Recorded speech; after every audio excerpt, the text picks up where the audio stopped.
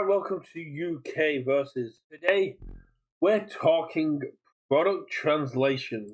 How products take the IP, the world, the characters that need to be translated and find a way to encapsulate them in cards. And in all honesty, I want to talk about what is probably at my minute my favorite one, and that is Vex'ahlia Resourceful Hunter from the March Challenger series for Critical Role Vox Machina, where we got Vaxendale and we got Baroness, and then we got Lady Vex'ahlia, Baroness of the Third House of Whitestone, and Grand Mistress of the Grey Hunt. And a lot of people saw the D&D carryovers in the cards, but I don't think I ever actually expressed how spot on this was. And since listening to the Critical Role podcast, The Table Play, I have come to appreciate how actually spot on the translation of these cards for Vex'ahlia's character really is. There is a lot of depth to Vex'ahlia's characters, and I will be talking about surface stuff because we do know she is a very kind-hearted person at her core. But the first card I want to talk about is Shameless Haggler. Shameless Haggler, you can see right here, is Vex and Sean completely haggling down, trying to come to what Vex would confer as a fair deal, and possibly even talking about a line of credit. Vex always wants to have the best deal, walk away with some kind of discount, something for free, even when on holiday, even when taking part, even with friends, and bad deals like ones that Grog makes can't seem to physically hurt her. So a card called Shameless Haggler with Vex on it, basically trying to get more for it by going, oh yeah, I'm going to heal and draw a card, but don't you want to do it as well? You want to heal and draw a card. And if your opponent does, then you get to do it more. That's great haggling, it's great salesmanship, it's great aspect of Vex'ahlia's character. Part of when I realized Percy and Vex were going to be a perfect couple was when Scanlan destroyed Percy's gun. All he could think about was how expensive that gun was, how much money and time he put into it, and how much all those enchantments cost. I was like, oh, that's perfect, that's Vex. That's Vex and Percy synced up amazingly in their priorities. But then we also have what I think is a funny but cruel joke to put into these cards. Mark Your Prey. Mark Your Prey is an action that basically acts like a hunter's mark, more or less.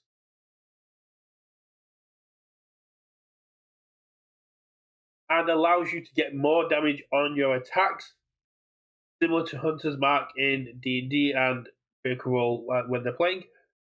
But Vex'ahlia has a response which allows her at the start of your combat phase to add one copy of Mark Your Prey to your hand, and it doesn't count towards, and the first copy you play doesn't count towards progressive difficulty.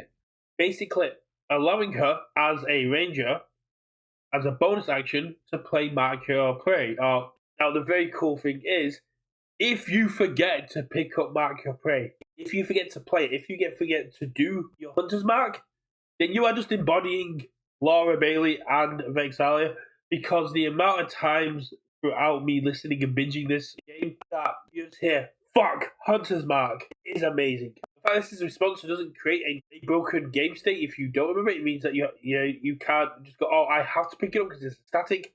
You miss your response and you don't get to do it. Exact same with Hunter's Mark, exact same situation that Vex'ahlia has been in a lot of times. Not great for the player, but as a translation, as embodying the character of Vex'ahlia, that's great. That's so cool. Basically going, yeah, oh, you forgot your Hunter's Mark. You don't get to do extra damage. And it's like, yeah, well, unfortunately, you should have said it before you attacked.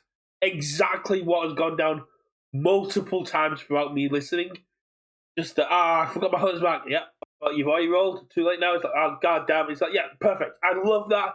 And I don't think I could have appreciated these two cards to the same level I do now without actually listening to Critical Role, without actually experiencing the actual gameplay. And the cards now have so much more meaning to me because I've listened, because I've experienced the IP. these two cards and the way that they interact with the character, the way they embody the character's personality is just great. The way that we get to forget Hunter's Mark, the way that Hunter's Mark gets to extra damage, the way that Hunter's Mark doesn't count towards progressive, it acts as that bonus action, that a little bit extra for Vex'ahlia. That's so very cool. I cannot wait to see how Mark Your Prey will interact with the future Vex'ahlias. And Shameless Haggler is just such a. As soon as I heard her haggling with Sean Godric and all these other shop holders, the first card that came to mind is like Shameless Haggler is the best named and the best looking card I've seen probably this year. Because if I showed this to any Critical Role fan, they'd immediately be able to go, yep, that pretty much sums up early game Vex'ahlia. That's so very cool. Vex'ahlia at her heart is a haggler. As much as she's a baroness and a mother and a fighter, goddamn goddess at the hunt, she is a businesswoman, she is a banker, and she is a haggler, always looking for the best deal. I think this is an absolute great use of translation. I think this is an amazing translation of the IP. And I am absolutely down for the fact that design and the creative department got a character like this so down. And with the new Critical Role set coming out, I just wanted to highlight the amazing IP translation that UVS is capable of as we move into an amazing potential for the products that some Critical Role fans may be a little bit wary about. Go check out the previous Critical Role cards. Go check out Trinket and Dagger and all these other ones. But I wanted to highlight these two cards and the way they interact with Vex'ahlia, for the fact that she can miss to mark her prey, the fact that she has that haggling in the game. And I am really excited. And as I start to wind up my listening of the Vox Machina story, I just really wanted to highlight how cool this interaction is with these cards and the IP. Let me know below, what's your favorite card? What card to you screams a certain character, screams an IP? What card have you looked at throughout this game and immediately gone, yes, this is the perfect card for Izuku Midori, this is the perfect card for Godzilla, this is the perfect card for Eren Yeager? What card can you see and immediately go, this captures the essence of this character for this IP?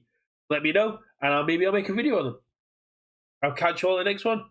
And in the famous words of Grog Strongjaw, Vox Machina, fuck shit up.